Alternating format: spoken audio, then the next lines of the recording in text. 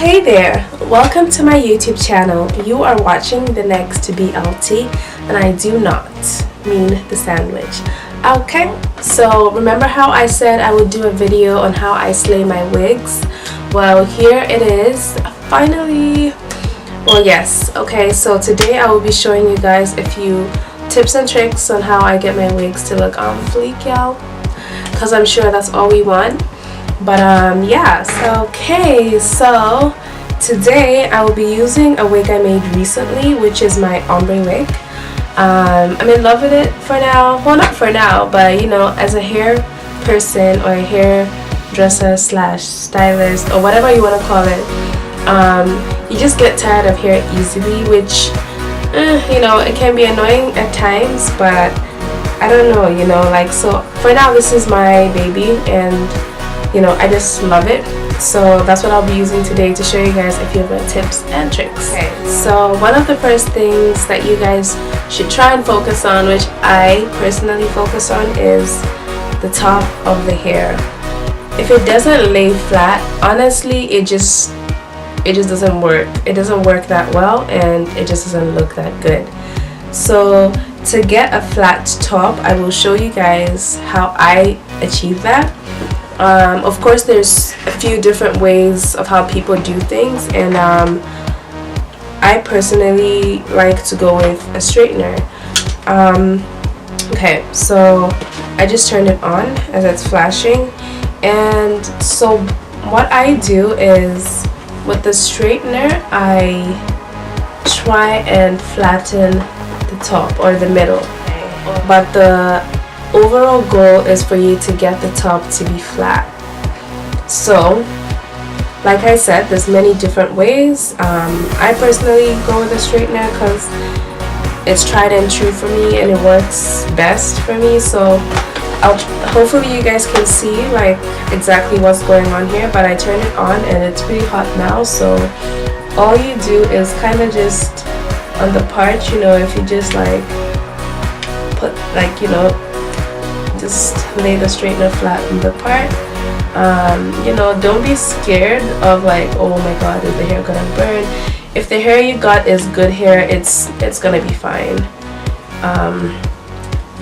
Funny story, actually, I once got a closure that got burnt when I tried to do this to it. Like, I was so mad. Like, I sent the sender such a bad review, and I emailed them and I told them about how disappointed I was that this has never happened to me, considering that I always buy a lace closure and not, you know, like I don't buy silk base. But you know, I mean, silk base is good too, like if you want a silk base, like it works fine, but I just personally buy a lace closure. But anyway, yeah, that was just a funny story for another day. But yeah, it was terrible. Okay, so just kind of, you know, try and get the sides as well if you can, a bit of it, not too much, but your goal is just to make sure the top of the part is as flat as you can get it to be. Okay, I'm just working on it down here a bit, but I'll bring it back up. Okay, so for now, I don't know if you guys can see much of what's going on. It's a bit harder to do it, you know, like at the top here. I usually just do it on my lap, but I'm trying to give you guys an idea at least of how to do it. So just, you know, if you focus, yeah, just focus on the part like I said. Okay, pretty much there you have it.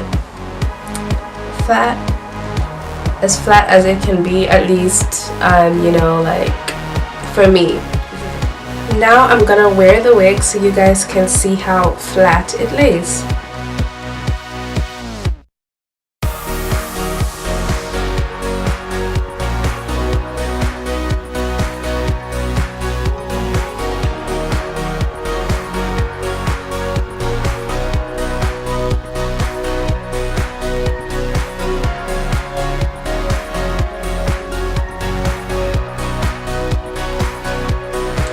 Okay, so now the wig is on, and as you guys can see, it's pretty flat at the top.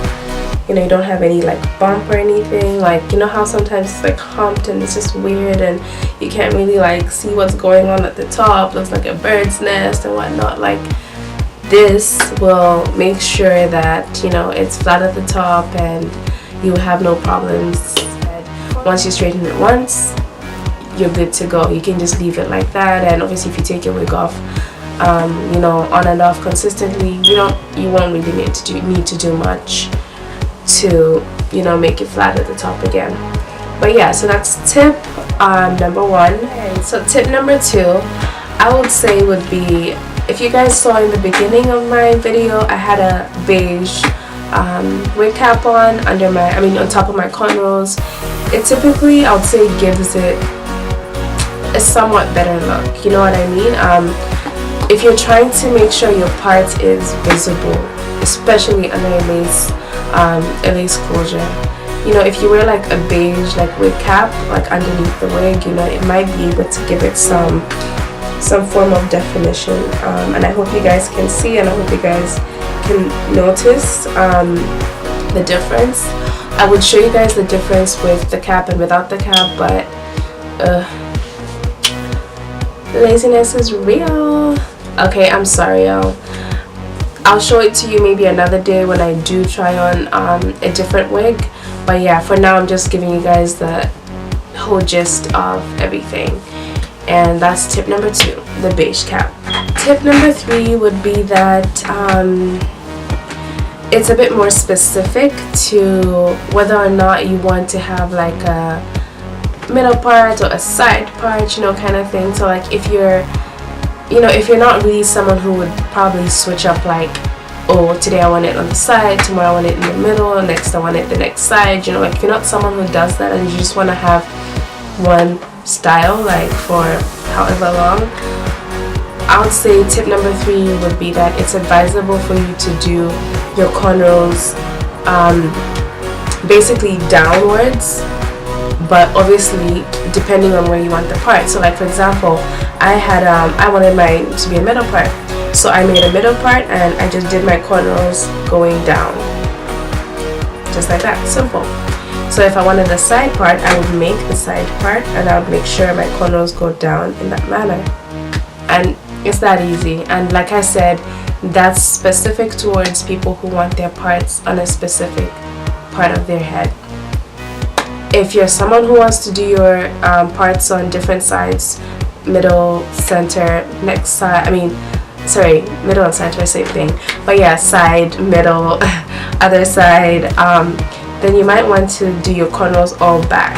If you do them all back, that way it's like, you know, like it's not really as specific as to, oh, you want it just in the middle. If you do it all back, you know, it's way easier, and also it's even way better if you do them all back and like pretty small, like relatively small cornrows, you know.